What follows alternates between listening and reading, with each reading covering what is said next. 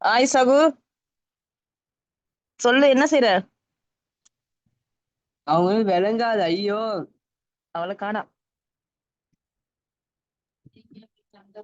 ஏய் இன்னும் யாரையும் காணலையே. நம்ம 2 பேரும் மட்டும் தான் ஜாயின் பண்ணிருக்கோம். கிளாஸ் இல்லையோ? கிளாஸ் இருக்குமா இருக்கும். சவுண்ட் இல்லடி. கிளாஸ் இருக்குமா இருக்கும்டி. ஆ? கிளாஸ் இருக்குமா இருக்கும். ஆமா ஆமா. இனிதா சார் வருவாரா இருக்கும். ஐயோ ஓ. அத்தா ரெக்கார்ட் ஆகும்னா நம்ம ஓப்பாக்கிடுவோம். ஆஹா.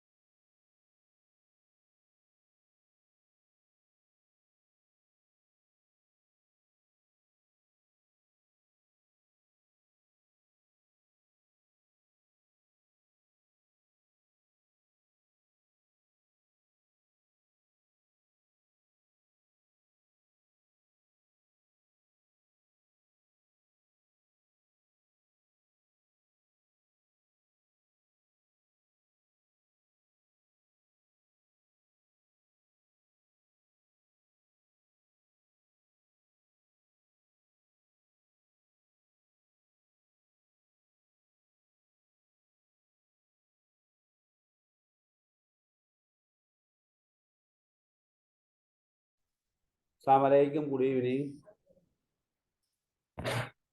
Assalamualaikum, good evening. Good evening sir. கொஞ்சம் லேட் ஆகிட்டு ஒரு பயணம் ஒன்று போய் வேலை ஒன்று முடிச்சிட்டு வர கொஞ்சம் லேட் ஸ்டார்ட் பண்ணுவோம். நாம இப்போ கடைசியாக நாங்கள் இன்றைக்கு முக்கியமாக எங்கட நோக்கத்தை நிறைவு செய்யும் மூலமாக நாங்கள் எக்ஸன் ரிசர்ச் சம்பந்தமாக இன்றைக்கு ஸ்டார்ட் பண்ண போகிறோம். ஆகவே இப்போ நாங்கள் எக்ஸன் ரிசர்ச் இதுதான் எங்களை செய்ய போகிறோம். அதை வச்சு தான் நாங்கள் இதை செய்ய போகிறோம். என்ன எக்ஸன் ரிசர்ச் செய்ய போகிறீங்க. அதுக்காக நம்ம அதில் தகவல்களையும் இன்றைக்கு தொடங்கி எப்படி ஒரு எக்ஸன் ரிசர்ச் செய்கிறங்கிற விஷயம் எல்லாம் நாங்கள் கூடுதலாக பார்க்க போகின்றோம். ஆகவே இப்போ நாம் பார்ப்போம். இன்றைக்கு பார்க்க போகிற விஷயம் கடைசி பகுதியில் இந்த வரலாற்று ஆய்வு. வரலாற்று ஆய்வு என்று சொன்னால் என்ன என்ன வினை கொண்டிருக்கிறீங்க? வரலாற்று ஆய்வு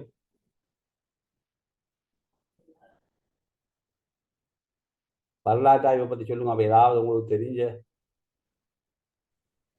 வரலாற்று ஆய்வுன்னு சொல்லும்போது முன்னர் இருந்த மக்களுடைய வாழ்க்கை முறைகள் அவற்றை பற்றி அறிந்து கொள்வது சார். அவர்கள் எவ்வாறு வாழ்ந்தார்கள், பயன்படுத்திய பொருட்கள், அவர்களுடைய நடைமுறை வாழ்க்கை முறைகள் என்பவற்றை. ரைட். ஒரு அப்படி ஒரு லைன் தெரியுங்க. அதான் சொல்றாங்க. முடிய நாங்கள் ஸ்டார்ட் பண்ணுவோம்.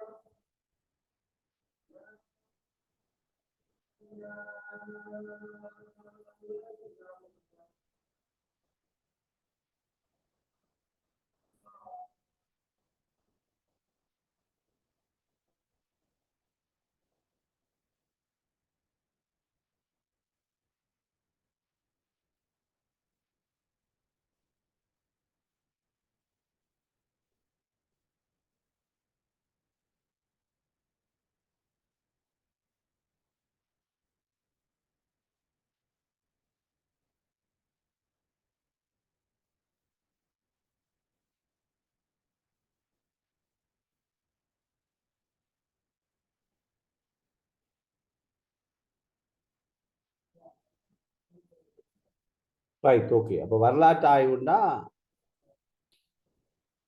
அதாவது வரலாறுல சாதாரணமாக நாங்கள் கடந்த காலங்களில் நடந்த மிக புராதன காலங்களில் நடந்த விடயங்களை பற்றி நாங்கள் என்ன செய்கிறது, அறிஞ்சு கொள்றதுக்காக, ஒரு சம்பவங்களை பற்றி அறிஞ்சு கொள்றதுக்காக நாங்கள் மேற்கொள்கிற முயற்சி தான் என்ன, இந்த வரலாற்று ஆய்வு. இப்போ வரலாற்று ஆய்வில் எங்களுக்கு தெரியும் முக்கியமாக மூலாதாரங்கள் தேவைப்படும். தொல்பொருளியல் மூலாதாரங்கள், இலக்கிய மூலாதாரங்கள்னு சொல்லி நாங்கள் பழைய இலக்கியங்களை அல்லது தொல்பொருளியல்களை ஆய்வு செஞ்சு அந்த மக்களுடைய வாழ்க்கை, நீங்கள் சொன்ன மாதிரி அவர்களுடைய வாழ்வியல், அவர்களுடைய தொழில்நுட்பங்கள், விவசாயம், மருத்துவம், சமயம் போன்ற பல்வேறு துறைகளில் நடத்தப்படுற ஆய்வு தான் வரலாற்று ஆய்வு. ஏனென்றால் இந்த வரலாற்று ஆய்வு நேரடியாக கடந்த காலங்களில் மிக நீண்ட காலத்துக்கு முதல் நடந்த ஒரு சம்பவமாகையால் அதை நாங்கள் நேரடியாக போய் தரிசித்து பார்க்க முடியாது. அந்த சம்பவம் இத்தைக்கு 1000 வருடங்களுக்கு முதல், இத்தைக்கு 5000 வருடத்துக்கு முதல் நடந்த இது, அல்லது 2000 வருடம், 500 வருடத்துக்கு முதல் நடந்த, அல்லது ஈவன் 100 வருடத்துக்கு முதல் சம்பவங்களையும் மூலாதாரங்களூடாக கண்டுபிடிக்கலாமே தவிர 100% எங்களால் என்ன செய்ய முடியாது, உறுதிப்படுத்தி சொல்ல இப்படித்தான் நடந்திருக்கிறது. எனவே வரலாறுகள் திரிவுபடுவதற்கான வாய்ப்புகள் அதுதான். ஏனெண்டா உண்மையிலேயே இப்போது நடந்து கொண்டிருக்கின்ற கண் முன்னே இருக்கின்ற விடயங்களும் திரிவுபட்டு கொண்டிருக்கிற போது நாங்கள் இதை மிக நீண்ட காலத்துக்கு முன் நடைபெற்ற விடயங்கள் எவ்வளவு மாற்றங்கள் பெறும்ங்கிறத நாங்கள் விளங்கிக் கொள்ள வேண்டும். ஆனால் வரலாற்று ஆய்வு ஏன் எங்களுக்கு அடிப்படையாக தேவைப்படுகிறது? வரலாற்று ஆய்வு ஏன் தேவைப்படுகிறது?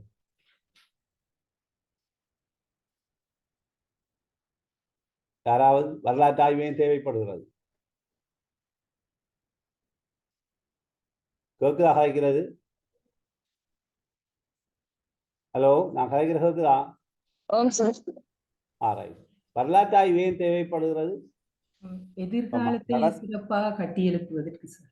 கடந்த கால மக்கள்ல உதாரணமா இலங்கையில தொன்மையான வரலாறு நோக்குற போது இலங்கையில இருந்த நீர்ப்பாசன தொழில்நுட்பம் உலக நாடுகள்ல எங்கேயும் இருக்கலன்னு சொல்லலாம். அவ்வளவு குளங்கள் கட்டப்பட்டிருக்கிறது, நீர்ப்பாசன திட்டங்கள் உருவாக்கப்பட்டிருக்கிறது, யோதையர்களை வச்சு பெரிய ப்ரொஜெக்டுகள் செய்திருக்கிறாங்க. ஆகவே நாங்க இந்த வரலாற்று ஆய்வு எங்களுக்கு கடந்த காலத்திலே கிடைக்கின்ற தகவல்களை இப்போது எவ்வாறு நாங்கள் முன்னேற்றகரமாக ஒரு நாட்டை நாங்கள் முன்னேற்றலாம் என்கின்ற விடயங்களை பற்றி நாங்கள் அறிந்து கொள்வது இந்த வரலாற்று ஆய்வு முக்கியமாக தேவைப்படுகின்றது. கல்வி வரலாறு, அதிலேயும் வரலாற்று ஆய்வு இருக்கிறது. கல்வியை பொறுத்தவரையிலையும் வரலாற்று ஆய்வு இருக்கிறது. அது வரலாற்று ஆய்வு. அதே போன்று கேஸ் ஸ்டடி ரிசர்ச் டிசைன், இது மிக முக்கியமான ஒரு விடயம். சொல்லுங்க, விடய ஆய்வு என்றால் என்ன? உங்களுக்கு தெரிஞ்சதை சொல்லுங்க. விடய ஆய்வு என்றால் என்ன? விடய ஆய்வு, கேஸ் ஸ்டடின்னா என்ன? சும்மா உங்களுக்கு தெரிஞ்சதை காய்ச்சிங்கன்னா கொஞ்சம் லேசாக கொஞ்சம் நீங்களும் காய்ச்சா இன்ட்ரெஸ்டாக இருக்கும். இல்லைன்னா நான் மட்டும் காய்ச்சா உங்களுக்கு சில விஷயங்களை பெற்றுக்கொள்ள முடியாமல் இருக்கு. சொல்லுங்க, கேஸ் ஸ்டடின்னு சொல்ற என்ன? விடய ஆய்வுங்கிறது யாராவது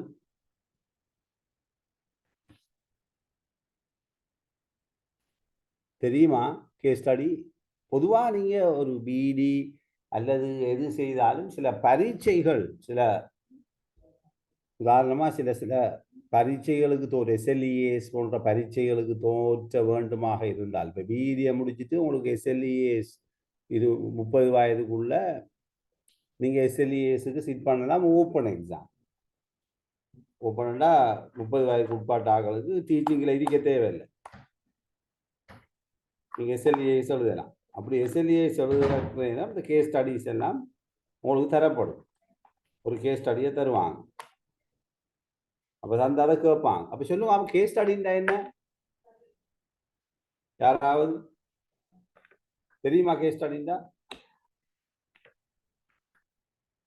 கேஸுங்கிற என்ன? சம்பவம்.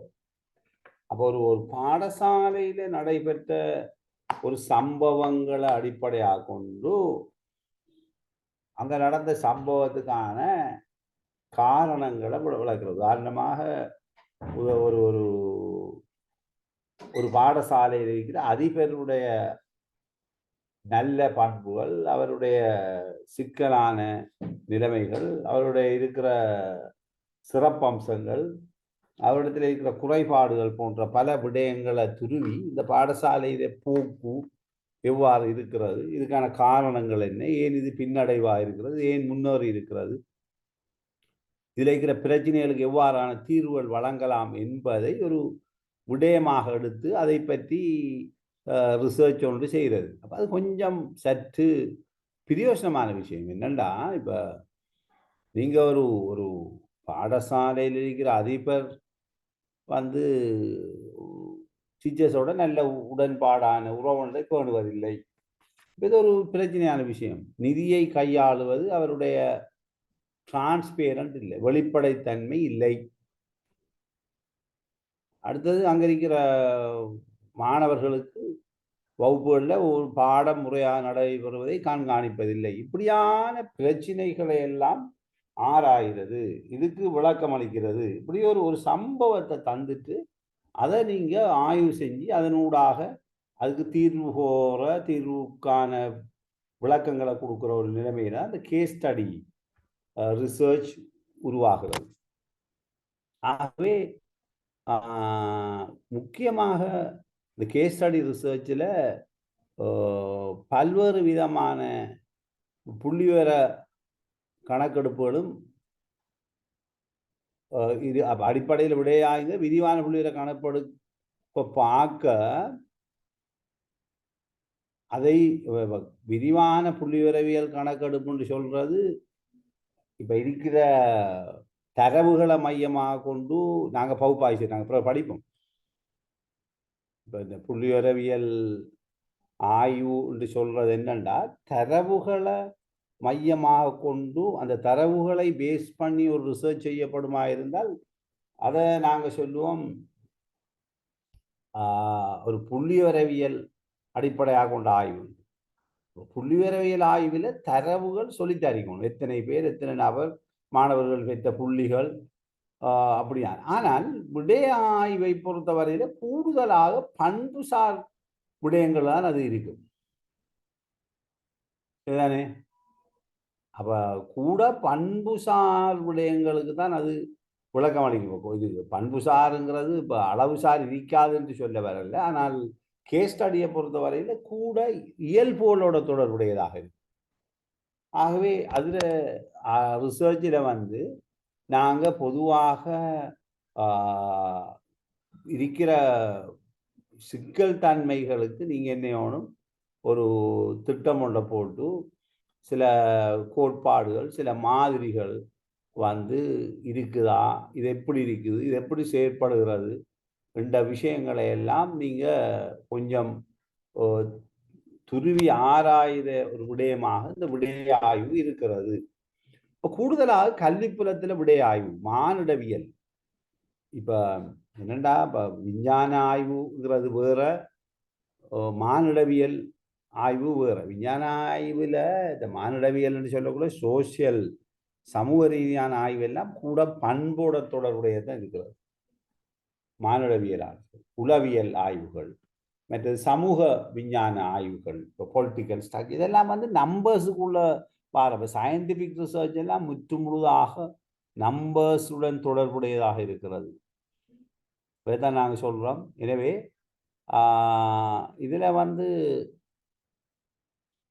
இதில் சிக்கல் என்னன்னா, நிகழ்வுகள், குறிப்பிட்ட ஒரு நிகழ்வுகளை பற்றி ஆய்வு தான் இந்த இதுக்குள்ள வரும். இதில் கூடுதலாக விடய ஆய்வுக்குள்ள வரும்.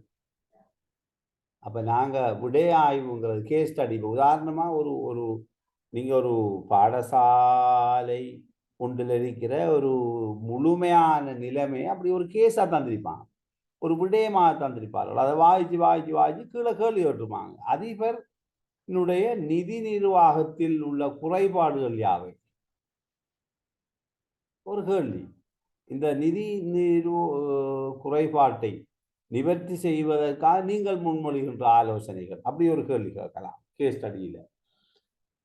அடுத்தது, அதிபர் பக்கச்சார்பு தன்மை எவ்வாறு பாடசாலையை பாதிக்கிறது, அவர் எவ்வாறான பக்கச்சார்பு விடயங்களை காட்டுகிறார் என்று இப்படியெல்லாம் ஒரு கேஸ் ஸ்டடியை தந்தோடு அக்கு வேறு ஆணி வேறு அதனை பகுத்தாய்ந்து கூறுகின்ற விடயம்தான் இந்த கேஸ் ஸ்டடின்னு சொல்றது. ஓகே, அப்ப நாங்க இப்ப ஆய்வு இதை தவிர இன்னும் ஒன்று இருக்கிறது. ஆய்வுகள்ல இன்னும் பல வகையான ஆய்வுகள் இருக்குது. புள்ளியியலவியல்ல நாங்க சில நேரங்கள்ல ஆய்வு செய்கிற போது இப்போ குடித்தொகை, நாங்க ஏற்கனவே பார்த்த குடித்தொகை என்ற ஒரு விடயம் இருக்கிறது, மாதிரி என்ற ஒரு விடயம் இருக்கிறது. குடித்தொகை என்பது பாப்புலேஷன், மாதிரி என்பது சாம்பல். இது ரெண்டுக்கும் இடையிலான வேறுபாடு தெரிந்தவர்கள் யாரும் இருக்கிறீங்களா? குடித்தொகை என்றால் என்ன? ஒருவரும் பேசுற மாதிரி இல்லை. குடித்தொகை என்றால் என்ன? மைக் கேக்குதா? என் வேலை இதா? மைக் தெளிவா கேக்குதா? தெளிவா இருக்குதா? மற்றாக்கள் கேக்குதானே? என்ன, நோ ப்ராப்ளம், பிரச்சனை இல்லையே.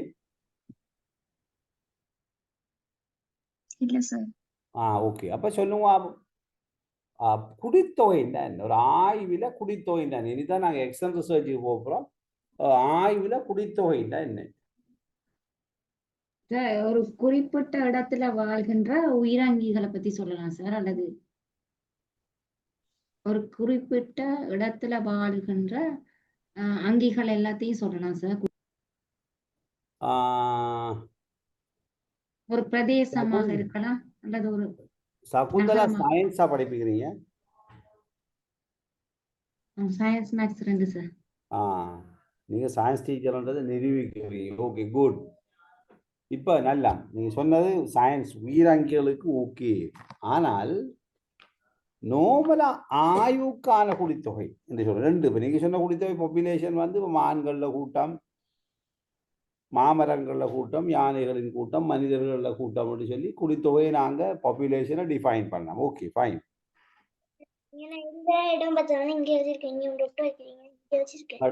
ஆய்வு குடித்தொகை இல்லை, ஆய்வுக்கு பயன்படுத்தப்படுறது குடித்தொகை தான். இது கிளியரா இருக்கணும். ஏன்டா இது இப்ப நான் எக்ஸ்டர்னல் ரிசர்ச்சை பற்றி கதைக்க போறோம். ஆய்வுக்கான குடித்தொகை தான் என்ன?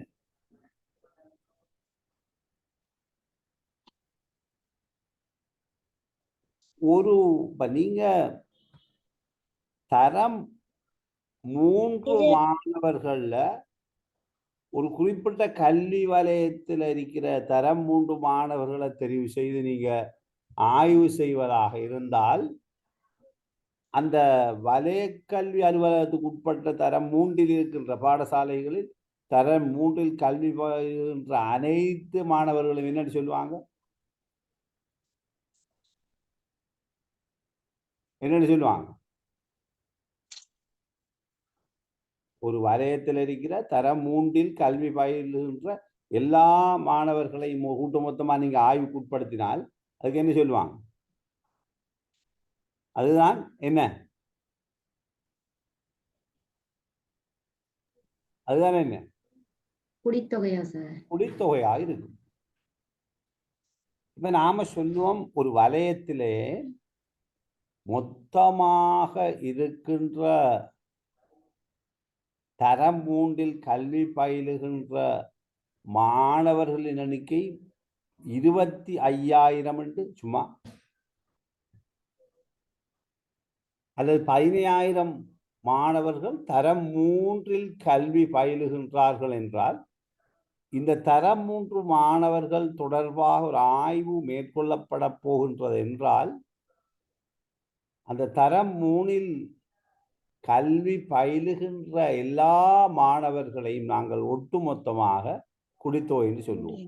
ஆனால் நாங்கள் அந்த தரம் 3 கல்வி பயிலுகின்ற 15,000 மாணவர்கள் மீதும் ஆய்வு செய்ய முடியுமா? முடியாது சார். முடியாது, சாத்தியம் இல்லை. இதே போன்று இப்ப தரம் 3 மாணவர்கள் மொத்தமாக 15,000 பேருக்கு நீங்கள் ஆய்வு செய்ய முடியாவிட்டால் அந்த குழித்தொகையை பிரதிநிதித்துவம் செய்கின்ற வகையில்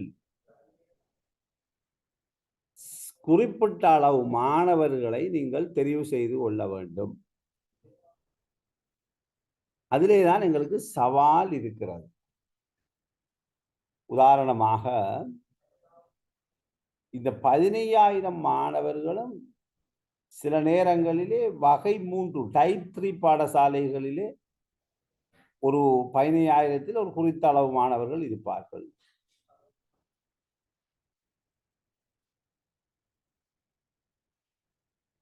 ஒரு குறித்த அளவு மாணவர்கள் இருப்பார்கள். டைப் 3 டைப் 2 பாடசாலை, அதாவது தரம் 1 தொடக்கம் தரம் OL வரை உள்ள பாடசாலையாக இருக்கிற போது அதிலேயும் மாணவர்கள் இருப்பார்கள். தரம் 3 சில வேளை 1C ஸ்கூலிலும் கூட ஆரம்ப பிரிவு உடன் கூடி 1-13 வரையும் இருக்கலாம். இன்னும் சில பாடசாலைகளிலே 1 தொடக்கம் 13 சயின்ஸ் ஸ்ட்ரீம் உட்பட 1AB பாடசாலைகள் இருக்கிறது. அதிலேயும் தரம் 3 மாணவர்கள் இருக்கலாம். அதனால நாங்கள் டைப் 3 இருக்கிற மாணவர்களை டைப் 2 பாடசாலையில் இருக்கிற மாணவர்களோடு ஒப்பிட முடியாது. இதனால பாப்புலேஷன் என்று நாங்கள் கருதுன நேரம் அந்த வகை டைப் 3 டைப் 2 1C 1AB எல்லா வகையான பாடசாலைகளில் இருக்கிற எல்லா தரம் 3 மாணவர்களும் ஒரே மாதிரியாக இருப்பார்கள் எடுத்துக்கொள்ளவும் முடியாது. அப்படி பார்க்குற நேரம் தனித்தனியாக நாங்கள் ஆய்வு செய்து அவர்களுடைய வேறுபாடுகளையும் ஆய்வில் வெளிக்கொணர வேண்டிய தேவை இருக்கிறது. இப்போ வகை 2 டைப் 3ங்கிறது 1 தொடக்கம் 5 கிரேட் தரங்களை கொண்ட பாடசாலை. டைப் 2ங்கிறது 1 தொடக்கம் OL. 1Cங்கிறது 1 தொடக்கம் AL, இது சயின்ஸ் இல்லை. 1ABங்கிறது 1 தொடக்கம் 13 அல்லது சில நேரம் 6 தொடக்கம் 13 இருக்கலாம். சில நேரம் 1Cயிலேயும் 6 தொடக்கம் 13 இருக்கலாம். அவ்வாறான நிலைமைகளில் நாங்கள் அங்கே மாணவர்களை தெரிவு செய்கிற போது அதில் நாங்கள் ஏற்றுக்கொள்ளணும். அதிலேயும் வேறுபாடுகள் இருக்கு. பாடசாலையினுடைய மொத்த குடித்தொகையினுடைய எண்ணிக்கைக்கு ஏற்ப. எனவே அதை கருத்தில் கொண்டு நாங்கள் என்ன செய்ய வேண்டும்? மாதிரிகளை பிரதிநிதித்துவப்படுத்தும்படி மாதிரி எடுக்கணும். அப்போ நாங்கள் ஒரு பாப்புலேஷனில் தரம் 3 மாணவர்களில் கணித அடைவு தொடர்பான ஒரு ஆய்வு செய்யும் போது அப்போ கணித அடைவுக்கான ஆய்வை நாங்கள் செய்கிறதுக்கு 1AB பாடசாலையில் பிரைமரி இருந்து அதிலிருந்து நாங்கள் மாதிரிகளை எடுக்க வேண்டும். முழு மாணவர்களை எடுப்பதில் சாம்பிளிங் மாதிரிகளை, அந்த மாதிரி எடுப்பில் ஒவ்வொரு வகையான மாதிரி எடுப்புகள் இருக்கிறது. எத்தனையோ வகையான மாதிரிகள் சாம்பிளிங் ஒரு குறிப்பிட்ட குடித்தொகையிலிருந்து ஒரு மிக லிமிட்டட் எல்லைப்படுத்தப்பட்ட எண்ணிக்கையில் சில அவரை தெரிவு செய்கிறது என்ன சாம்பிளிங்னு சொல்லுவோம். அதுக்கு நிறைய சாம்பிளிங் வகைகள் இருக்கிறது. ஏனென்றால் அந்த சாம்பிளிங்கில் நீங்கள் ஒரு முக்கியமாக எடுகோல் எடுக்க வேண்டும். அந்த பயன்படுத்தப்படுகின்ற மொத்த குடித்தொகை 15,000 என்றால் நாங்கள் தெரிவு செய்தது 1,100 பேர் என்றால் அந்த 1,100 பேரும் 15,000 பேரையும் பிரதிநிதித்துவம் செய்கிறது என்பதை விளங்கிக் கொள்ள வேண்டும். இதுதான் இந்த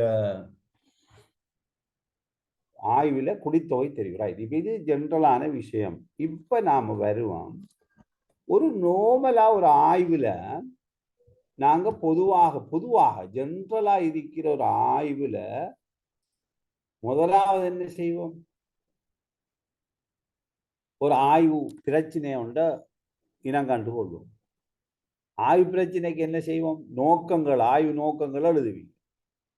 ஆய்வு நோக்கங்களுக்கு என்ன எழுதுவீங்க? ஆய்வு வினாக்கள் எழுதப்படும். ஆய்வு பிரச்சனைகள் வரையறுத்ததன் பின்னர் ஆய்வு நோக்கங்கள் எழுதப்படும். ஆய்வு நோக்கங்கள் எத்தனையோ அதற்கேற்ப ஆய்வு வினாக்கள் கட்டி எழுப்பப்படும். அதன் பின்னர் ஆய்வுக்கான இன்ட்ரடக்ஷன் எழுதுவோம். பின்னணி என்ன, நியாயப்பாடு என்ன, இதுல குடித்தொகை என்னங்கிறதெல்லாம் ஒரு ஜென்ரலான ஒரு விடயமாக எழுதி கொண்டு போவீங்க. அடுத்தது மெதடாலஜி, ஆய்வு முறையியல். ஆய்வு முறையியலையும் எழுதி கொண்டு போவீங்க. சார் எக்ஸ்கியூஸ் சார், சார் அந்த வழிமுறைகளை மறுபடியும் இருக்க சொல்லுங்களேன் சார் ப்ளீஸ் சார். முதலாவது நீங்க செய்ய வேண்டிய வேலை ஒரு ஆய்வுக்கு ஆய்வு தலைப்பை தெரிவு செய்வது. ஏற்கனவே நான் சொன்னேன், ஆய்வு தலைப்பை தெரிவு செய்வதற்கான முறை ஒரு அறிக்கை ஒன்று வெளியிட்டிருக்கிறார்கள் மாகாண கல்வி திணைக்களம் அல்லது இலங்கையுடைய கல்வி அமைச்சு அல்லது வலய கல்வி அலுவலகம். இந்த வலயத்தில் மாணவர்கள் கணித பாடத்தில் மிக குறைவான அடைவையே தொடர்ச்சியாக காட்டி வருகின்றனர் என்ற ஒரு புள்ளிவிவரவியல் ரீதியான தரவு உங்களுக்கு கிடைக்கும் பட்சத்தில் அறிக்கையில அதை ஒரு ஆய்வு தலைப்பாக நீங்கள் மாற்றி கணித பாட பின்னடைவில், இன்ன வலயத்தில் கணித பாட பின்னடைவில், அதாவது காப்போத்த உயர்தர பரீட்சையில் கணித பாட பின்னடைவில் செல்வாக்கு செலுத்துகின்ற காரணிகள் என்று ஒரு தலைப்பை தெரிவு செய்துவிட்டு அந்த தலைப்புக்கு நீங்கள் இப்போது ஆய்வு பிரச்சனையை வரையறை செய்ய வேண்டும். உங்களோட ஆய்வு பிரச்சனை என்ன, அதை வரையறை செய்ததன் பின்னர் அந்த ஆய்வு பிரச்சனைக்கு பல நோக்கங்கள் எழுதப்பட வேண்டும் ஆய்வு செய்வதற்காக. ஆய்வு நோக்கங்களை எழுதி கொள்ள வேண்டும். இந்த ஆய்வு நோக்கங்கள் ஒவ்வொன்றிற்குமாக வினாக்களை கேட்க வேண்டும். ஏன் இவ்வாறு நடந்தது, எவ்வாறு இது இந்த பிரிவில் செல்வாக்கு செலுத்தியிருக்கிறது, இதனுடைய தாக்கம் என்ன போன்ற ஆய்வு வினாக்களை ஆய்வு நோக்கத்திற்கு ஏற்ப நீங்கள் எழுதி கொள்ள வேண்டும். இதை எழுதிய பின்னர், ஆய்வு வினாக்கள் எழுதிய பின்னர், இப்போது நீங்கள் இலக்கிய மீளாய்வு தொடர்பாக இந்த ஆய்வினை இப்ப நீங்க ஜஸ்டிஃபை பண்ணிட்டீங்க, நியாயப்பாடு ஒன்றை செய்துவிட்டு இப்ப இலக்கிய மீளாய்வை செய்தீங்க. இந்த ஆய்வு தொடர்பாக வேறு எதுவும் ஆய்வுகள் செய்யப்பட்டிருக்கிறதா,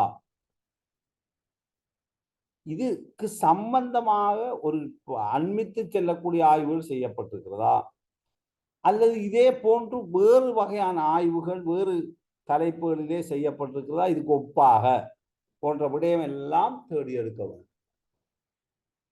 லிட்ரேச்சரை தேடி எடுத்து தான் பிறகு என்ன செய்வோம், ஆய்வு முறையியலுக்கு போகும். ஆய்வு வடிவமைப்பு, ஆய்வு முறையியல். ஆய்வு வடிவமைப்புல தான் நாங்கள் யோசிக்க வேண்டும், இதொரு பண்பு ரீதியான ஆய்வா, குவாலிட்டேட்டிவ் ரிசர்ச்சா, அல்லது அளவு ரீதியான ஆய்வா, குவான்டிடேட்டிவ் ரிசர்ச்சா என்பதை நாங்கள் திட்டமிட்டு கொள்ள வேண்டும். அதுக்கு அடுத்தபடியாக ஆய்வு வடிவமைப்பின் பின்னர் ஆய்வு முறை, வரலாற்று ஆய்வா, என்ன விதமான ஆய்வு, விஞ்ஞான பூர்வ ஆய்வா, சயின்டிபிக் ரிசர்ச்சா, அல்லது விடய ஆய்வா போன்ற ஆய்வினுடைய முறையியலை தெரிவு செய்து அந்த ஆய்வு முறையியலுக்குள்ளதான் குடித்தொகை, மாதிரிகள், மாதிரி எடுப்பு போன்ற விடயங்களை நீங்க உட்படுத்துவீங்க. இப்ப நீங்க இந்த மெத்தடாலஜில என்ன வகையில நீங்க ஆய்வை செய்ய போன்றீர்கள்ங்கிறத தெளிவா எழுதுவீங்க. ஒன்று ஆய்வு முறையியலை செய்து கொண்டு போய் இறுதியாக வருகின்ற அவதானங்கள் மற்றும் பேறுகள் ஊடாக உங்களுக்கு ஒரு முடிவுகள் கிடைக்கும், ரிசால்ட்ஸ். நீங்க செய்த ஆய்வினுடைய பயனாக உங்களுக்கு ரிசல்ட் ஒன்று கிடைக்கும், பேறுகள். இந்த பேறுகளை நீங்கள் கலந்துரையாட வேண்டும். எவ்வாறு உங்களுக்கு கிடைத்த பேறுகள் வேறு விஞ்ஞானிகள், வேறு ஆய்வாளர்கள், வேறு கல்வி ஆய்வாளர்கள் செய்த ஆய்வோட ஒப்பிட்டு இப்ப நீங்க முடிவெடுக்கணும்.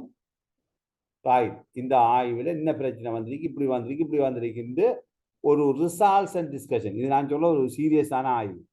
ரிசல்ட்ஸ் அண்ட் டிஸ்கஷனை செய்து விட்டு பின்னர் அதிலிருந்து நீங்கள் ஒரு முடிவை எடுக்கிறீர்கள். என்ன முடிவு, கணித அடைவு தொடர்பாக OL பாடத்தில் இன்ன முடிவுகள் பெறப்பட்டது. என்னுடைய வினா, பேறுகளை கலந்துரையாடி விட்டீர்கள், முடிவுகளை எடுத்துள்ளீர்கள், அடுத்த கட்டம் என்ன? இதுக்கு நீங்க அப்படி சொல்லணும். ஆய்வை செய்தீங்க, தலைப்பத்திரிகை செய்தீங்க, பிரச்சனையெல்லாம் கண்டீங்க, நியாயப்பாடுகளை செய்தீங்க, எல்லாம் புரிஞ்சுது, ஆய்வு செய்தாகப்பட்டு விட்டது. ஆய்வை செய்துட்டீங்க, எல்லா இதுகளும் இருக்கிறது, முடிவும் எழுதப்பட்டாயிற்று, ரிப்போர்ட்டும் தயாரித்து விட்டீர்கள். அடுத்த கட்டம் என்ன? ரிப்போர்ட் எழுதல, எல்லாம் தொகுத்து வச்சிருக்கு. இப்ப அடுத்த கட்டம் என்ன செய்யுது? ஆய்வெல்லாம் முடிச்சுட்டு அடுத்த கட்டம் அந்த பிரச்சனைக்கான தீர்வு முன்வைக்கலாம் தானே சார்? ரைட், பிரச்சனைக்கான தீர்வு. Okay, very good, right, excellent. அந்த தீர்வை எப்படி முன்வைக்கலாம்? Right, good, very good answer. எப்படி முன்வைக்கலாம்? உதாரணத்துக்கு தொடர்ந்து O-level மாணவர்கள் கணித பாடத்துல தொடர்ந்து வீழ்ச்சியை காண்றதுக்கான காரணங்கள்லாம் கண்டுபிடிச்சிருப்போம் சார். அதற்கான மேலதிகமான அவங்களுக்கு கற்பித்தல்கள்ல மாற்றங்களை கொண்டு வரலாமா, அல்லது அவர்களுக்கு கருத்தரங்குகளை நடத்தலாமா, பிராக்டிக்கல் ரீதியாக கணித பாடத்தை படிப்பிக்கலாமா, இலகுவான முறையில எவ்வாறு இந்த கணிதத்தை மாணவர்கள் கற்பிக்கும் போது அவர்கள் இலகுவாக புரிஞ்சு அதுல மாற்றத்தை அவர்கள் அதுல சிறப்பான பெயர்களை பெற முடியுமா, முடியும் அப்படிங்கிறதுக்கான முன்வைப்புகளை நம்ம செய்யலாம் தானே சார்? Very good, right. இதுதான் இப்ப நீங்க வர வேண்டிய பாயிண்ட். இப்பதான் அந்த முக்கியமான பாயிண்ட்டுக்கு வந்திருக்கிறீங்க. இப்ப என்ன செய்றீங்கன்னா, ஆய்வுல கண்டுபிடித்த விடயங்களை, முடிவுகளை நீங்க இப்ப சிபாரிசுகளாக வழங்குறீங்க. ரெக்கமெண்டேஷன். ஆய்வுக்காக நீங்கள் முன்மொழிகின்ற இந்த ஆய்வினுடைய முடிவு இவ்வாறு அமைகிறது. முடிவும் சிபாரிசுகளும் என்று சொல்லக்குள்ள என்னென்ன சிபாரிசுகளை நீங்கள் செய்ய போகின்றீர்கள் என்று எழுதுறீங்க. இதை செய்யுங்க. ஏனென்றால் மாணவர்களுடைய வறுமை காரணமாக, அந்த பெற்றோர்கள் தொழிலின்மை காரணமாக, இந்த பிரதேசத்துல முறையான தொழில் இல்லாததால வறுமையாக இருக்கிறது. அதனால பிள்ளைகள் இந்த வறுமை காரணமாக பாடசாலைக்கு வருவதில்லை. ஆகவே இந்த மாணவர்களுக்கு நீங்கள் வாழ்வாதார செயற்திட்டங்கள் ஆரம்பிக்கப்பட வேண்டும் இவருடைய பெற்றோர்களுக்கு.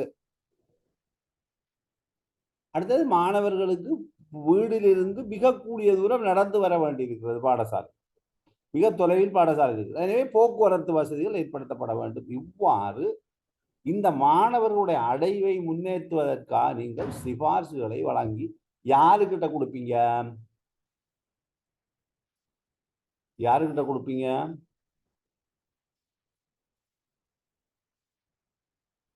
சிபாரிசுகள் யாரிடம் வழங்கப்படும்? அதிபருக்காக, இல்லாட்டி அதிபரால இந்த பிரச்சனைக்கு தீர்வு கொடுக்க முடியுமா? அப்படின்னா நம்ம வலய கல்விக்கு வலய கல்விப்பணிப்பாளருக்கு கொடுக்கலாம். வலய கல்விப்பணிப்பாளருக்கு முடியுமா தீர்வு வழங்க? முடியாது சார். அப்ப அவர் எங்க கொடுக்கணும்? மாகாண கல்வி பணிப்பாளர். மாகாண கல்வி பணிப்பாளர் செயலாளருக்கு அனுப்பி, செயலாளர் ஆளுநருக்கு அனுப்பி, இப்ப கிழக்கு மாகாணம் அல்லது வட மாகாணம் அல்லது மேல் மாகாணம் அல்லது வடகிழ் ஏதோ எந்த மாகாணமா இருந்தாலும் அந்த மாகாணத்தில் இதற்காக நிவர்த்தி செய்வதற்காக நிதி ஒதுக்கீடுகளை வழங்கி அந்த பிரச்சனைக்கு அவர்கள் என்னென்ன சிக்கல்கள் இருக்கிறதோ அதை தீர்க்கும் நடவடிக்கை எடுக்க முடியும். சில நேரங்களில் இது ஒரு நேஷனல் பிரச்சனையாகவும் இருக்கலாம், தேசிய பிரச்சனையாகவும் இருக்கலாம். அப்ப யார் ஆய்வு செய்தால் ரெக்கமெண்டேஷன் கொடுக்கலாம்? ஒரு பல்கலைக்கழகத்தில் இருக்கின்ற ஒரு பெரிய அகாடமிக் கல்விசார் இன்ஸ்டிடியூஷன் நிறுவனத்தில் இருக்கிற ஒருவருக்கு தான் என்ன செய்யலாம்? இவ்வாறான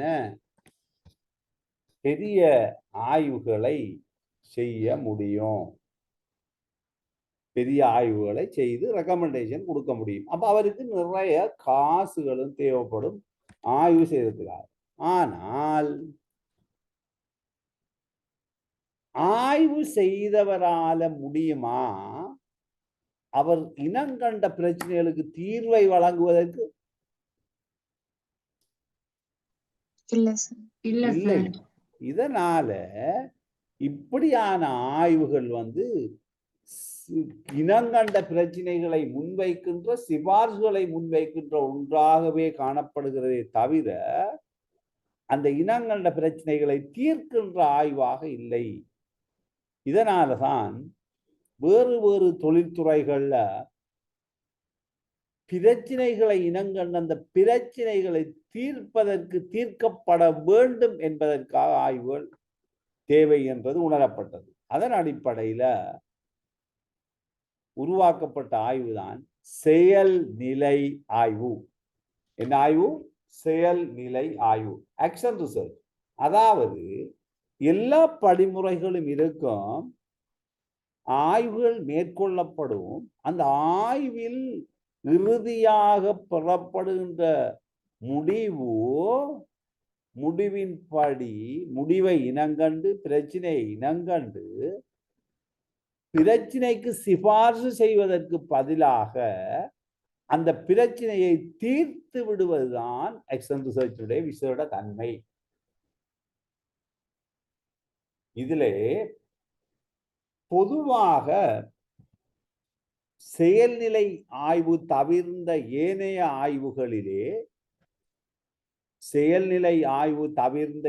ஆய்வுகளிலே ஆய்வாளர் இருப்பார். அந்த ஆய்வாளர் ஒரு குடித்தொகையிலிருந்து மாதிரிகளை எடுத்து அவருடைய ஆய்வுக்கு உட்படுத்துவார்.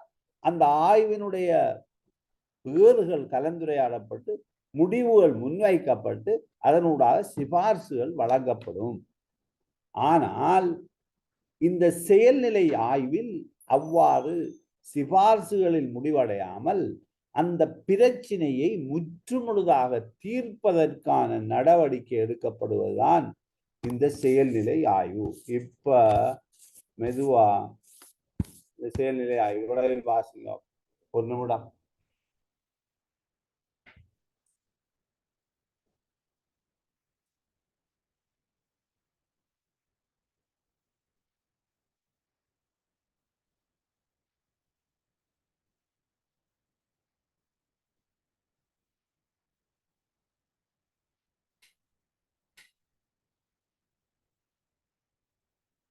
ரைட். இப்ப என்ன சொல்லுகிறது?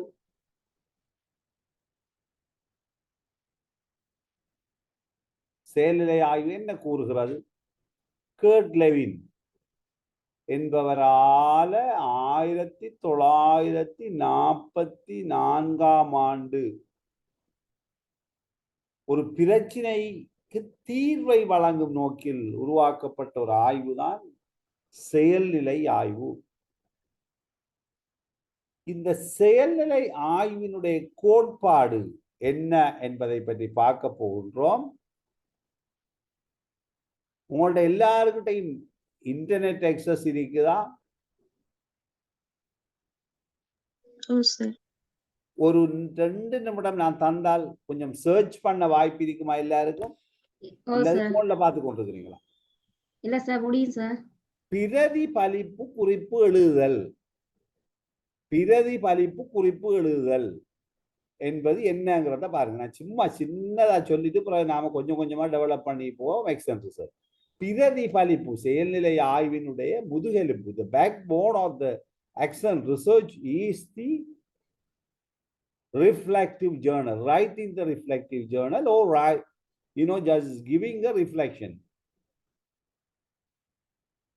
Writing a reflective journal or reflection. அப்ப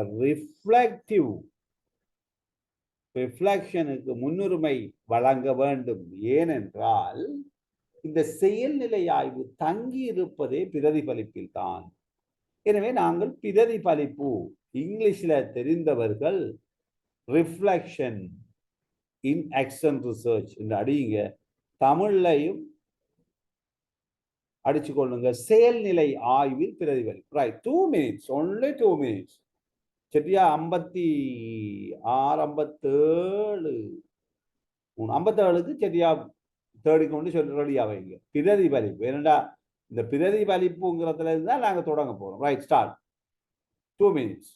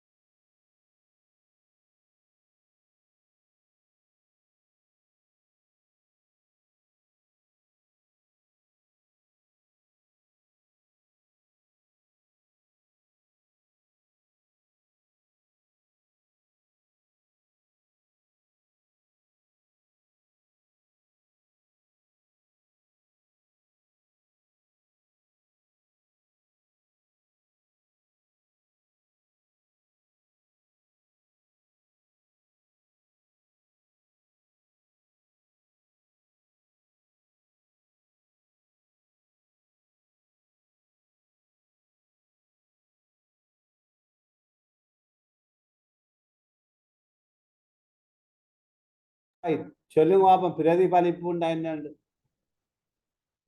இத விளங்காட்டி செயல்நிலை ஆய்வு செய்கிறார்கள், விலகி கொள்ளுங்க. அபெக்ஸு கடிதம் எழுதி கொடுத்துச்சு. அதாவது இந்த செயல்நிலை ஆய்வு இதுக்கு பிறகு படிக்கிற விஷயத்துல கலந்து கொள்ளாதாக்கள் போன முறை ஒரு 4-5 பேர் மாட்டிட்டு எனக்கு கோல் எடுத்து மெசேஜ் போட்டாங்க. நான் சொன்னேன், நீங்க அங்கே எபெக்ஸ் கேம்பஸோட பேசி அவங்க கூட செயல்நிலை ஆய்வு செய்து கொள்ளுங்க. ஆக கூட்டு மொத்தமா 15 பேரோ 20 பேரோ 7 ரிப்போர்ட் அனுப்பியிருக்கிறாங்க. மிச்சம் ஒரு பேரும் கம்ப்ளீட் பண்ணல. எனக்கு கலந்து கொள்ளல கிளாஸ்ல. சொல்லுங்க பாப்போம், என்ன பிரதிபலிப்புன்னா என்ன சொல்லுங்க. சார், ஒரு செயலை செய்து முடித்த பின் அதை பற்றி என்ன நடந்தது, நான் எப்படி செயல்பட்டேன், என்ன நல்லது, என்ன சவால், இதிலிருந்து என்ன கற்றுக்கொள்ள முடியும், அடுத்த முறை நான் எவ்வாறு மாறுபட்டு செயல்படலாம் என்று சிந்திப்பதே பிரதிபலிப்பு ஆய்வு எனப்படும் sir. Okay, excellent answer, very good, right, top answer. நாங்க இதை அடியொற்றி பிரதிபலிப்பை நாங்க மேலும் விரிவுபடுத்தி கழிச்சு கொண்டு போவோம். அதாவது மிக சுருக்கமாக சொல்கிறேன், காலையில நீங்க ஏர்லி மார்னிங் எழும்பியதிலிருந்து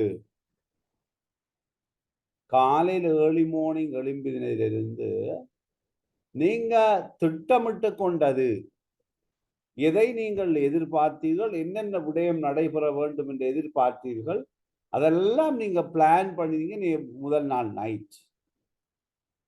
அடுத்தாண்டு நீங்க ஒரு பெட்டுக்கு போறதுக்கு முதல் உங்களுடைய படுக்கை கட்டிலில் அமர்ந்து கொண்டு யோசிக்கிறீங்க, நான் காலையில் எழுந்ததிலிருந்து என்னென்ன விடயங்களை நான் செய்வதற்கு திட்டமிட்டிருந்தேன், என்னென்ன விடயங்களை நான் தவறுவிட்டிருந்தேன், என்ன விடயங்கள் எனக்கு மற்றவர்களால் பாதகமாக்கப்பட்டது, என்ன விடயங்கள் என்னால் நான் திட்டமிட்டபடி நடந்து கொள்ள முடியவில்லை, எனவே நான் என்ன விடயங்களை கற்றுக்கொண்டேன், எவ்வாறு நான் மாற்றமடைய வேண்டும் போன்ற விடயங்களை பின்னோக்கி, எங்களுடைய கழுத்தை திரும்பி பின்னோக்கி பார்ப்பதை போன்று நாங்கள் எங்களுடைய இந்த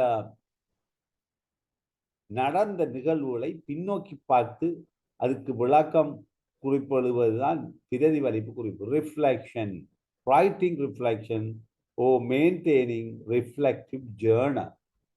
So this is what நாங்க இந்த ரிஃப்ளெக்ஷனுக்கு இதை இன்னும் விரிவாக படிக்க போகுது, யோசிக்க தேவையில்லை. எனவே இந்த ஆக்ஷன் ரிசர்ச்சில்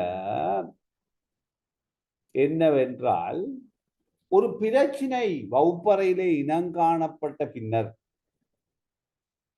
ஒரு மாணவர்கள் தொடர்பான ஒரு மாணவனாக இருக்கலாம், 2 மாணவர்களாக இருக்கலாம், 3 மாணவர்களாக இருக்கலாம், அல்லது 5 மாணவர்களாக இருக்கலாம், பிரச்சனை இல்லை. அந்த பிரச்சினை இனங்காணப்பட்ட பின்னர் அந்த பிரச்சினைக்கு உரிய பின்புலங்களை எல்லாம் ஆராய்ந்து அதற்கு தீர்வு வழங்குவதற்கான ஒரு தீர்வு திட்டத்தை உருவாக்கி தீர்வை வழங்கி பிரச்சினையை தீர்த்து விடுவதுதானே செயல்நிலை ஆய்வு. எனவே இந்த பிரச்சினையை இனங்காண்பதற்கு முற்று முழுதாக பிரதிபலிப்பு தான் எங்களுடைய அடிப்படையாக இருக்கிறது. எனவே அதை பற்றி நாங்கள் விரிவாக பார்ப்போம். இப்ப வருவோம் செயல்நிலை ஆய்வின் வகைகள். அப்ப அதிலும் செயல்நிலை ஆய்வு வகைகள் இருக்கிறது. பொதுவாக செயல்நிலை ஆய்வில் 2 பொதுவான வகைகள் இருக்கிறது. எத்தனை வகைகள்?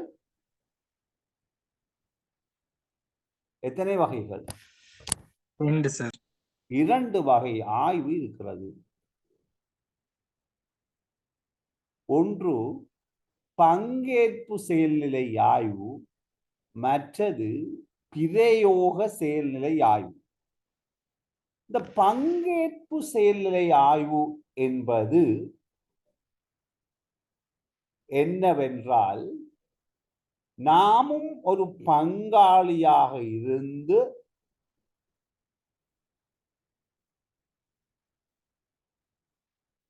நாமும் ஒரு சமூகத்தினுடைய உறுப்பினர்களாக இருந்து ஆய்வு செய்கின்ற போது அது பங்கேற்பு செயல்நிலை ஆய்வு எனப்படும். இதுக்கு இப்ப இதுல முக்கியமான விஷயம், இப்ப நாங்க வாழ்க்கை அனுபவங்களை இந்த பங்கேற்பு முறையில நாங்க ஆய்வு செயல்முறைக்கு வடிவமைத்துக் கொள்கின்றோம்.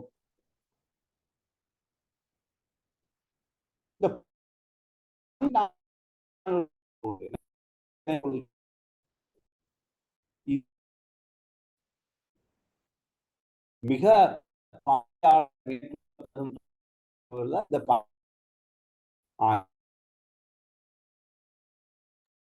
சார் நீங்க பேசுறது கிளியர் இல்ல சார், விட்டு விட்டு வருது.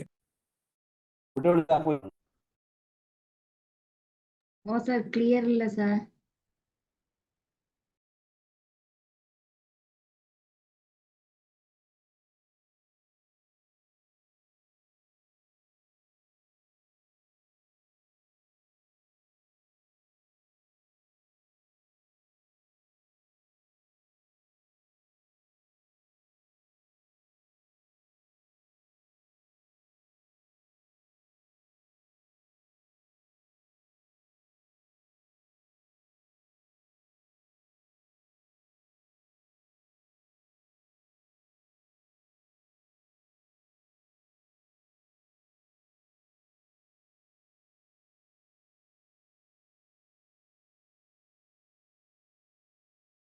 இப்ப கிளியரா இருக்கா?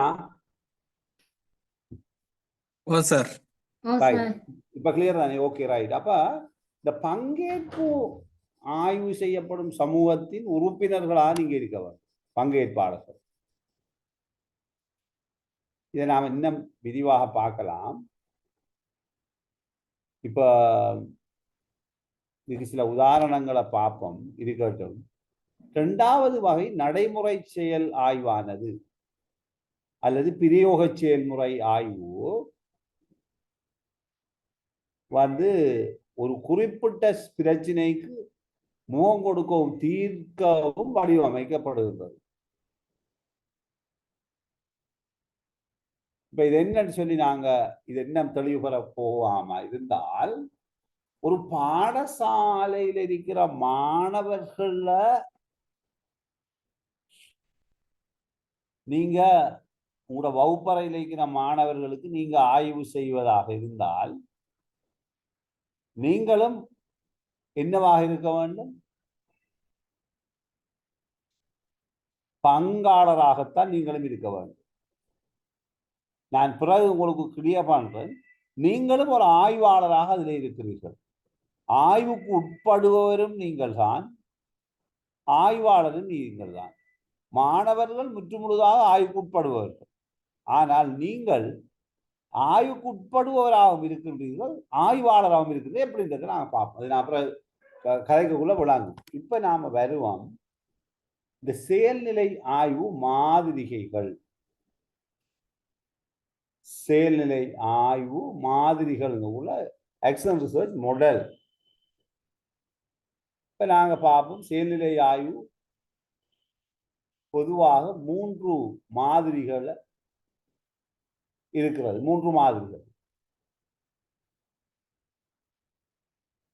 இதை நாங்க சில நேரங்கள்ல 3 வகையான தொழில்நுட்பங்கள் என்று அழைக்கின்றோம்.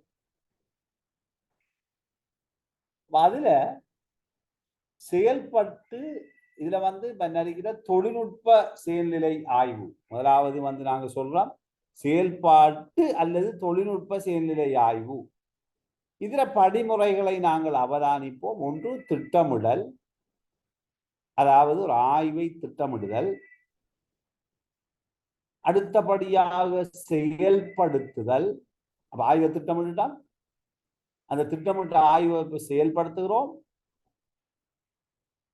அதிலே வருகின்ற விளைவுகளை அவதானிக்கின்றோம். மீண்டும் பிரதிபலித்து பார்க்கின்றோம்.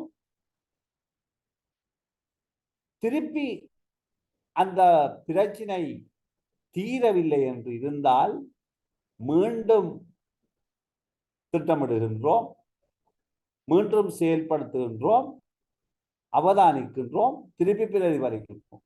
இன்னும் அது செய்யவில்லை என்றால், பிரச்சனை தீர்க்கப்படவில்லை என்றால் மீண்டும் பிரதிபலிப்பினூடாக மீண்டும் வேறொரு வடிவமைப்பில் வேறொரு முறைகளை கையாண்டு பிரச்சனைக்கு தீர்வு கொடுப்பதற்கு முயற்சிகளை மேற்கொள்கின்றோம். இது செயல்பாட்டு ஆய்வு. கூட்டு நடவடிக்கை ஆய்வு என்பது சமூகம் சார்ந்தது. இதுல இப்ப ஒரே மாதிரியான தனிநபர்கள், உதாரணமாக இப்ப நாங்க ஆய்வுக்கு உட்படுத்துற ஆட்கள் ஒரே கிரேட் 7 மாணவர்கள் அல்லது ஒரு ஒரு எல்லைப்படுத்தப்பட்ட. இதுல ஆய்வில் முக்கியம் பிரதேசம். இப்ப நீங்க உங்களோட வலயத்துக்குள்ள ஆய்வு செய்யறது வேற. 2 வலயங்களுக்குள்ள போயிட்டு இப்ப தூரங்கள்ல உள்ள வலயங்கள்ல செயல்நிலை ஆய்வை செய்வது கொஞ்சம் சிக்கலான. ஆகவே ஒரு குறிப்பிட்ட புவியியல் பகுதிக்குள்ளதான் பொதுவாக எக்ஸ்டன் ரிசர்ச் செய்யப்படும். அது இன்னும் விளங்கும். உங்களுக்கு இப்போ ஆரம்பத்தில் விளங்காட்டியும் இந்த எக்ஸ்டன் ரிசர்ச் இன்னும் விளக்கங்கள் தெளிவு பெற்றோன்னு கிளியரா இருக்கும். ஆகவே இதுல முதல் ஒரு வலையமைப்பை ஏற்படுத்தி கொள்ள வேண்டும். திருப்பி மீண்டும் மீண்டும் பின்னூட்டல் சுழற்சியிலிருந்து கற்றல்களை தொகுக்க வேண்டும். என்னென்ன விடயங்கள் நடைபெற்றிருக்கிறது கூட்டு. அப்ப இதுல பல நபர்கள் சம்பந்தப்படுவாங்க, ஒரு ஆள் ஆய்வு செய்யறதில்ல. அடுத்தது விமர்சன பிரதிபலிப்பு நடவடிக்கை ஆய்வு. ஏற்கனவே நடந்து கொண்டிருக்கும் ஒரு முறையான செயல்முறைகளை ஒரு ஒரு நடைமுறைக்கு கொண்டு வரது ஆன ஆய்வுதான் இந்த விமர்சன பிரதிபலிப்பு ஆய்வு. அதாவது கேள்வி கேட்கிற விமர்சனம், கிரிட்டிக்கல் கொஸ்டின்ஸ், கேள்விகளை கேட்டு கேட்டு எழுப்புறதன் மூலம், வினாக்கள் எழுப்புறதன் மூலம் அந்த வினாக்களுக்கு பதில்களை தேடி தேடி தேடி தேடி பகுப்பாய்வு செய்து மேற்கொள்ற ஆய்வு தான் இந்த விமர்சன பிரதிபலிப்பு ஆய்வு. ஆகவே நாங்க இப்ப பார்க்க போற இந்த ஆய்வினுடைய விஷயத்துல பொதுவாக நாங்கள் செயல்நிலை ஆய்வை பார்த்திருக்கிறோம். இனித்தான் எங்களுடைய கோர்ஸுக்குரிய செயல்நிலை ஆய்வு செயல்முறை தொடர்பாக நாங்கள் இப்ப ஆழமாக பார்க்க போன்றோம். எனவே இந்த செயல்நிலை ஆய்வுல நாங்க சொன்ன ஒரு முக்கியமான விடயம் தீர்வொன்றினை வழங்குவதற்காக ஒரு மாணவன் பிரச்சனை இனங்கண்டா தீர்வை வழங்குறதுக்காக செயல்நிலை ஆய்வு செய்யப்படும். இப்ப நான் ஒரு கேள்வி கேட்கிறேன், உங்களுக்கு எல்லாருக்குமான கேள்வி. ஒரு வகுப்பறையில் இருக்கின்ற ஒரு 40 மாணவர்கள், 42 மாணவர்கள், 35 மாணவர்கள் ஒரு வகுப்பறையில் இருப்பார்கள். இந்த மாணவர்களுக்கு கற்றல் கற்பித்தலில் ஈடுபடுகின்ற போது அவர்கள் பின்னடைவான நிலைமையை சில மாணவர்கள் காண்பிக்கிறார்கள். சில மாணவர்கள் பின்னடைவான நிலைமையை காண்பிக்கிறார்கள். இவ்வாறு பின்னடைவான நிலையை காண்பிப்பதற்கு 2 பிரதான காரணங்கள் இருக்கலாம். 2-3 பிரதான காரணங்கள் இருக்கலாம். ஒன்று, ஒரு குறித்த மாணவன் அல்லது மாணவர்களுக்கு அந்த குறிப்பிட்ட பாட விடயம் தொடர்பாக விளங்காத விடயங்கள் தற்காலிகமாக இருக்கலாம். இப்ப அதாவது சின்ன சின்ன சின்ன சிக்கல்கள் இருக்கிறதால அந்த பாடத்துல கொஞ்சம் இன்ட்ரெஸ்ட் குறைவா இருக்குது, விளங்குது இல்லை, அடுத்தடுத்து மூவ் பண்ணலாம் இருக்கு. இப்படிப்பட்ட தரம் 8ல உள்ள பிள்ளைக்கு ஒரு கணித அலகுல ஒரு 10 பேருக்கு சின்ன சிக்கல் ஒன்று இருக்கிறது. இதுக்கு நீங்க இனங்காண்டு கொண்டீங்க. எதனூடாக? மாணவர்கள பரீட்சை அல்லது பிரதிபலிப்பினூடாக பிரச்சனை இனங்காண்டு கண்டுபிடிச்சிட்டீங்க. பிள்ளைகள கொஞ்சம் பேர்ல கணித பாடத்துல பிரச்சனை இருக்குது, அல்லது தமிழ் பாடத்துல பிரச்சனை இருக்குது, அல்லது விஞ்ஞான பாடத்துல, அல்லது ஹிஸ்டரியில. இவ்வாறு பிரச்சனை இருந்தால் நீங்கள் முதல் அந்த பிள்ளைகளை என்ன செய்து பார்க்க வேண்டும்? சோதித்து பார்க்க வேண்டும். எப்படி? இந்த பிரச்சனையினுடைய அளவு எவ்வளவு? இந்த பிரச்சனையை தீர்ப்பதற்கு நாங்கள் என்ன செய்ய முடியும் என்று மாணவர்களை பற்றி நாங்கள் ஒரு பகுப்பாய்வு செய்து அவர்களை பற்றி தேடி அறிகின்ற பொழுது அந்த பிரச்சனை தற்காலிகமானதுதான், இது ஒரு நிரந்தர பிரச்சனை அல்ல என்று இருந்தால் என்ன செய்யலாம்? ஒரு தற்காலிக பிரச்சனையா இருக்குது, என்ன செய்யலாம் சொல்லுங்க. பிரச்சனை சின்ன பிரச்சனை, தரம் 8ல படிக்கிறான், கணிதம் ஒரு குறிப்பிட்ட எண்ணக்கருக்கள் 6-7 பேருக்கு கிளியர்லாம் இருக்கு, என்ன செய்யலாம் சொல்லுங்க. பார்த்தா ஒரு சின்ன பிரச்சனை எல்லாம் கொஞ்சம் இருக்கு, என்ன இரு பிள்ளைகளை வகுப்போட்டு துரத்தி விட்டா சரிதானே? இல்ல சார், அப்ப என்ன செய்யுது? அவங்களுக்கு அந்த எந்த பகுதியில விலங்குலையோ அவங்கள கொஞ்சம் ஸ்பெஷலா எடுத்து அதை பற்றியான பயிற்சிகளை கொடுக்கிற நேரம் அந்த பயிற்சி நம்ம குறிப்பாக எல்லா மாணவர்களுக்கும் அந்த ஒரு குறிப்பிட்ட விடயத்துலதான் பிரச்சனை இருக்குதா அப்படின்னு நம்ம இனம் காணணும் சார். இனம் கண்டு இப்போ உதாரணத்துக்கு சார், இப்போ உதாரணத்துக்கு நாம சொல்லுவோம் திசை கொண்ட எண்களை மாணவர்களுக்கு கூட்டுறதுல ஏற்படுற பிரச்சனைகள் அப்படின்னு சொன்னாங்க சார்.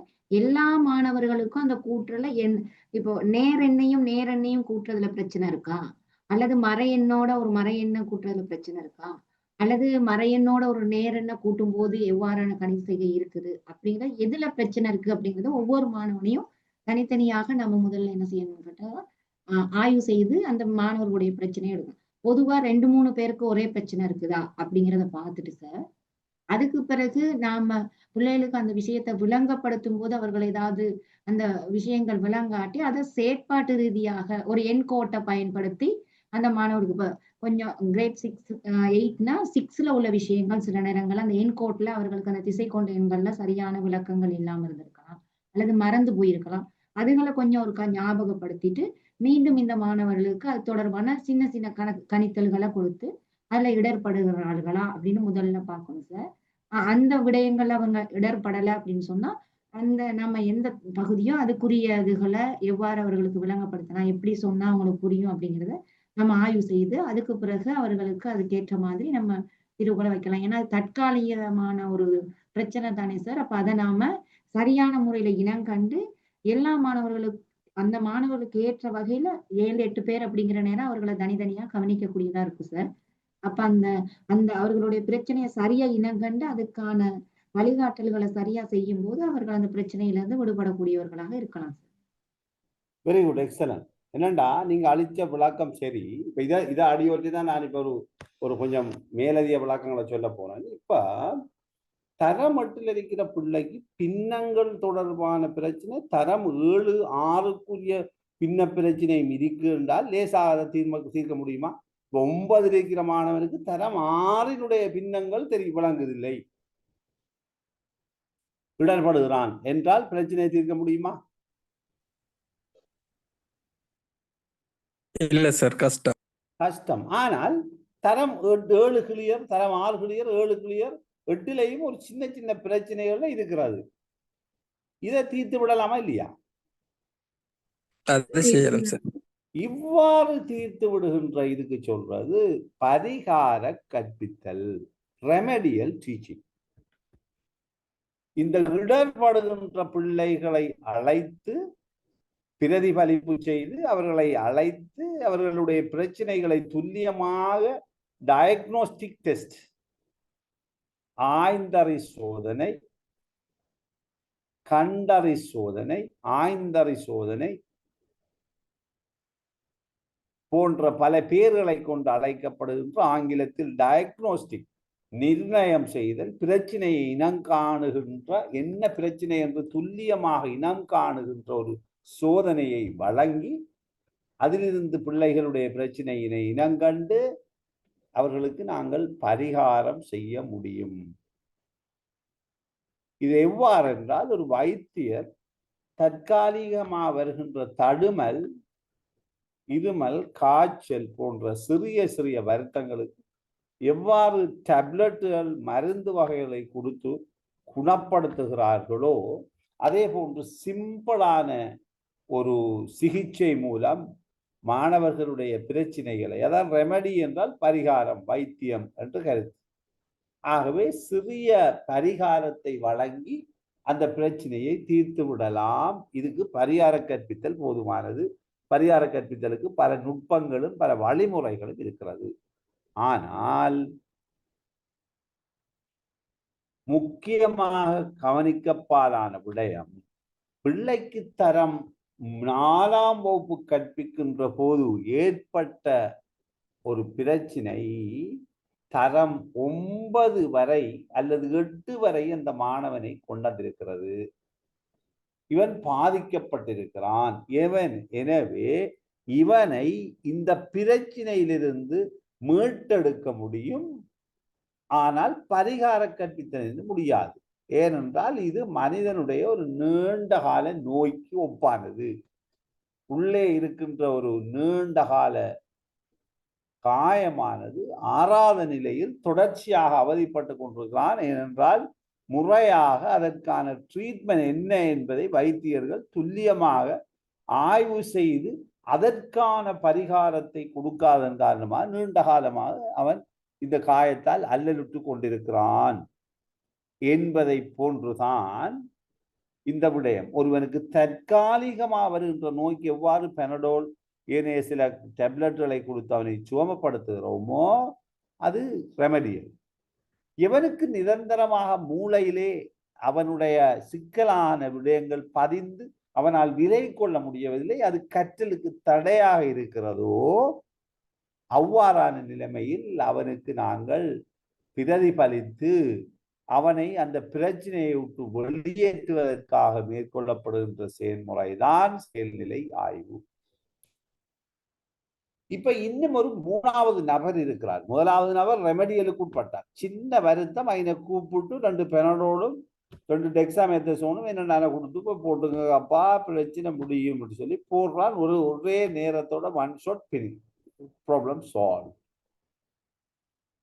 ஆனால் நீண்ட காலமாக மூளையில் உறைந்து கிடக்கிற பிரச்சனைக்கு சிம்பிளாக பரிகாரம் கற்பித்தல் செய்ய முடியாது. எனவே அவருக்கு என்ன செய்ய வேண்டும்? பரிகார கற்பித்தலுக்கு பதில் என்ன செய்யணும்? எக்ஸ்டர்னல் ரிசர்ச் போகணும். இது ரெண்டையும் தவிர வேறு பிரச்சனையுடைய மாணவர்கள் நிற்பார்களா வகுப்புல? இந்த பரிகார கற்பித்தல் எக்ஸ்டர்னல் ரிசர்ச்சின் மூலம் நாங்கள் தீர்வு கொடுக்கலாம். அப்படி இல்லாம வேறு நிலைமைகளும் வகுப்பறையில் இருக்குமா, அல்லது இதை தவிர வேறு சிக்கல்களும் இருக்குதா வகுப்பறையில்? இப்ப நீங்க வகுப்பறையில ஒன்று சொன்னீங்க, நீண்ட காலமா 3ஆம் வகுப்பிலிருந்து பாதிக்கப்பட்டு வந்திருக்கிறான் குரூப் 1, குரூப் 2 தற்காலிகமாக 8ஆம் வகுப்புல பாதிக்கப்பட்டிருக்கிறான். இன்னொரு 3வது தொகுதி மாணவர்களும் இருப்பார்கள். சில வேளை அவர்கள் எப்படிப்பட்டவராக இருப்பார்கள்? ஸ்லோவா கற்றுக்கொள்ளக்கூடியவர்கள். Very good, excellent. பின்னடைவான மாணவர்கள். இந்த பின்னடைவான மாணவர்கள் என்று கருதுவது எங்களால் பின்னடைவாக்கப்பட்ட மாணவர்களுக்கு தான் எக்ஸ்டர்னல் ரிசர்ச். இயற்கையாகவே இறைவனுடைய படைப்பினால் இவர்களுக்கு சாதாரண வகுப்பில் மாணவர்களை வைத்து கற்றல் கற்பித்தல் செயற்பாட்டில் ஈடுபடுவதை போன்று கற்பிக்க முடியாத மாணவர்களுக்கு நாங்கள் எக்ஸ்டர்னல் ரிசர்ச்சும் சரி வராது, பரிகாரமும் சரி வராது. அவ்வாறானவர்களுக்கு நாங்கள் விசேட பிரச்சனைகள் இருக்குமாக இருந்து